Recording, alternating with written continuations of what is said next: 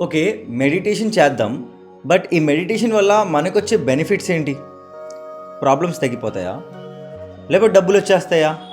లేకపోతే లైఫ్‌లో కరెంట్‌గా ఉన్న టెన్షన్స్ తగ్గిపోతాయా? అసలు ఏమవుతది ఈ మెడిటేషన్ వల్ల?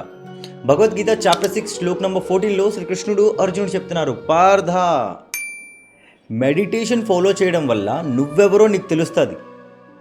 నీ మైండ్ నీ మాట వింటది. నీ శరీరం, నీ ఇంద్రియాలు నీ మాట వింటాయి. నువ్వు బ్రహ్మచర్యంని ఫాలో అవ్వాలి. ఆబ్వియస్లీ కంప్లీట్గా మనం ఫాలో అవ్వలేం, బట్ దాన్ని అర్థం చేసుకొని దానిలాగా కొన్ని థింగ్స్ని మనం పాటించవచ్చు. శ్రీకృష్ణుడు చెప్తున్నారు, ఎనర్జీ మన శరీరంలో మాత్రమే కాదు, మన సోల్లో కూడా ఉండాలి. ఉంటుంది. ఆ ఎనర్జీని మనం వెతకాలి. నిజమైన మెడిటేషన్ చేసిన వాళ్ళకి లైఫ్లో ఇంకేదో గోల్ ఉండదు. మెడిటేషన్ అనేది వాళ్ళు ఆడుకోవడానికో ఫన్కో చూపించుకోవడానికి చేయరు. మెడిటేషన్లో వాళ్ళకి ఒక గోల్ ఉంటుంది.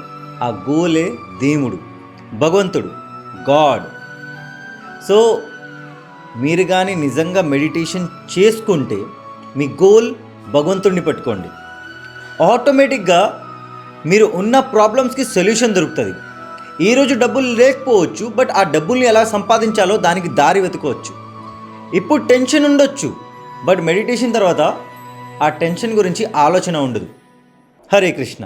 ప్రశాంతాత్మా విగతభీర్ బ్రహ్మచారి వ్రతే స్థితః మనః సంయమమచ్చిత్తో యుక్త ఆసీత మత్పరః.